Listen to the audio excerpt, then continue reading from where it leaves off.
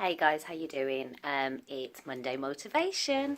Now, I'm going to talk about a topic that some of you might find quite sensitive. And you've got to remember that whenever I do these videos, it is a matter of my opinion. Some of you may agree, some of you may disagree.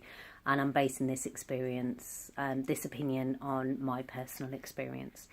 So something that's been prevalent in some of the work I've been doing over the past few weeks is the stigma attached to both learning difficulties and mental health illnesses.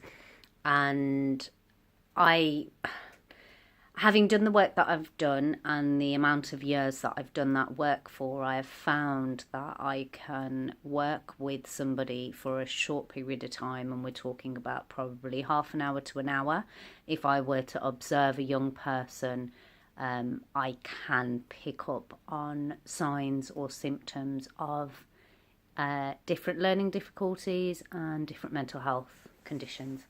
And I will have conversations with those young people to let them know that, yes, I'm not a GP, so therefore I cannot diagnose them.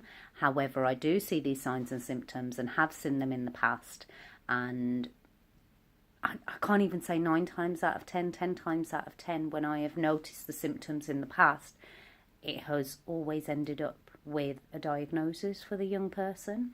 Now, some people talk about labelling young people with a mental health condition or a learning difficulty, and we shouldn't label people. And I agree to a certain extent.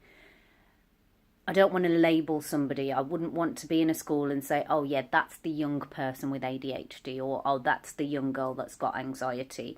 I don't want to hold that label. Ultimately, it's about remembering the person first.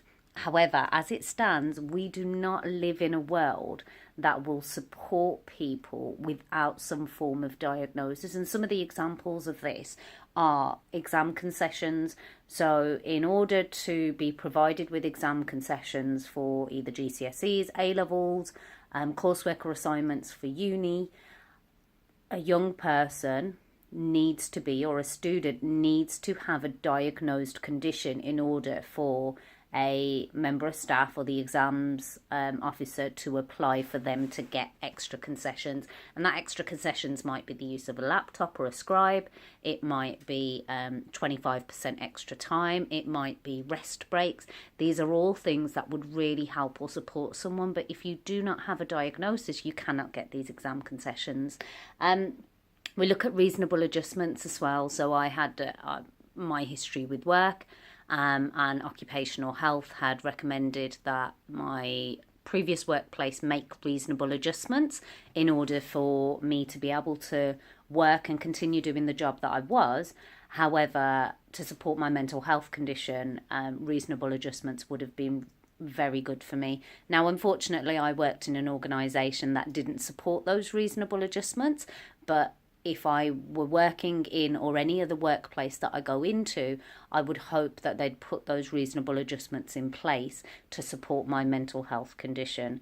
If I did not have a diagnosis for my anxiety or my OCD or depression, then unfortunately me trying to argue for reasonable adjustments would be a battle I'd quite likely lose. Yeah. And third point on that is disability allowance. The government, we recognise that if somebody has a disability, and that includes mental health difficulties and learning difficulties, if somebody comes under these brackets and that disability is providing a concern for a significant period of time that enables that person experiencing it to either not be able to work as much, or not be able to work in certain environments, or in terms of, again, studying and certain bursaries and access to different resources, there's a lot of support out there. And unfortunately, as it stands in the world at this time, you only get that support with a diagnosis.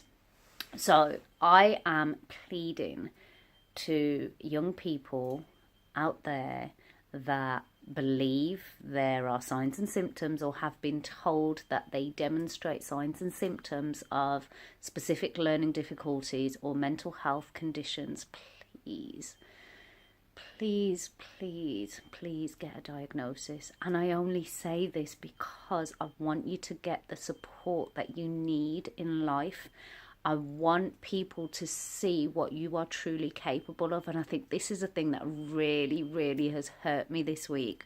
I have seen some amazing young people so I can feel myself welling up just thinking about it, because I have seen some absolutely amazing, talented, passionate, extremely enthusiastic and motivating young people out there, and they are fighting with signs and symptoms of different health conditions, whether it be mental health conditions or learning difficulties, and they are in denial and they do not want to recognize it because they haven't accepted it themselves. Now, yet I'm all for people having the freedom to do what they're comfortable with. Unfortunately, we've got to look at the political side of things, and within the education system, young people are not supported and will not be supported unless they have a diagnosis. It's horrible.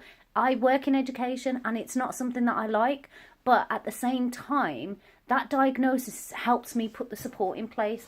And if I tell you anything, there is not a single person that has had a diagnosis, from my experience, there's not a single young person that I have supported to get a diagnosis that has regretted it once they've had that. Probably 90 to 95% of them have been really apprehensive and have fought with me to get that diagnosis, have said no, or fought against me, sorry, to get that diagnosis. No, I don't want to be labelled with anxiety. I don't want to be treated special. No, I don't want to get diagnosed for ADHD. It's okay. And eventually the people that I have managed to convince and support through that, and through recognising the support that they need as an individual, 100% of them have felt more supported. Your learning difficulty or your mental health condition is not going to disappear just because you have a diagnosis. However, what is going to happen is you can fight for, and you're in a better position to get reasonable adjustments and things put in place to make things a little bit easier for you. I've put on here, it's okay to be different. That's the other thing, when people are saying it's okay to be different.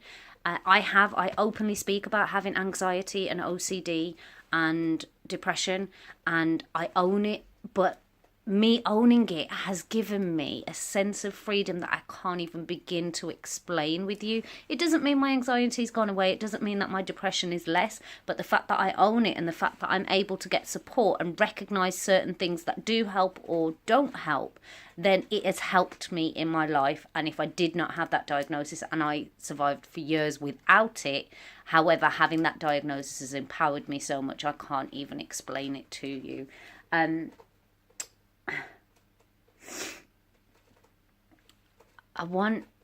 I feel like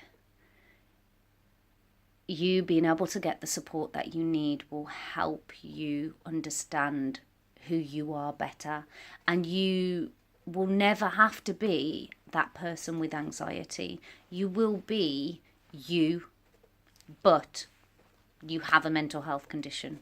Okay.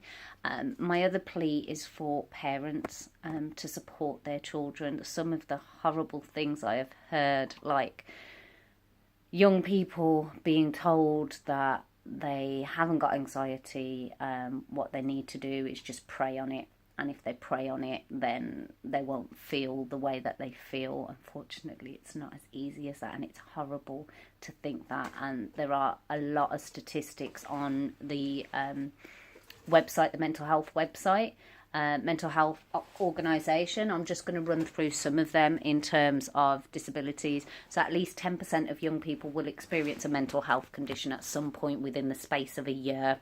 However, only 30% of those are getting the support that they need. So 70% of the people that have either mental health conditions or learning difficulties are not getting the support that they need, and that it will cause you to struggle, and it will have more effects on you later in life.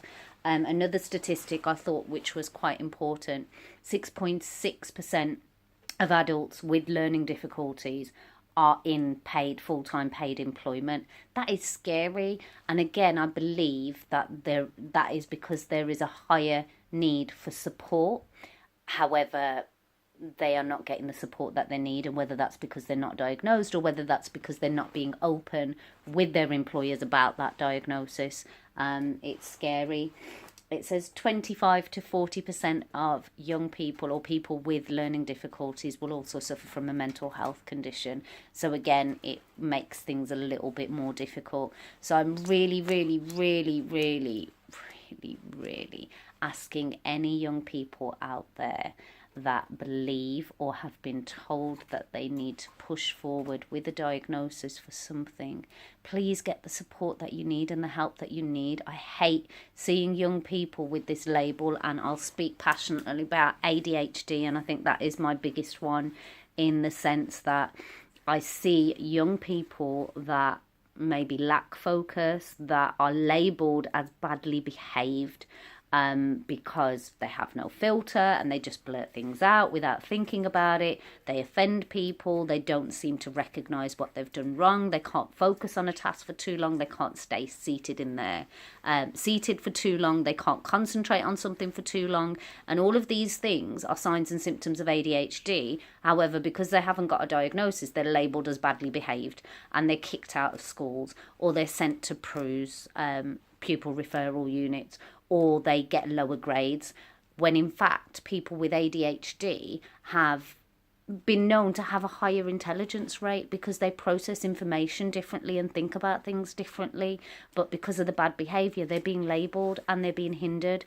So I'm really, really hoping that this video inspires somebody out there to be able to move forward and get the support that they need in order to push forward, so that they can kind of live their best life.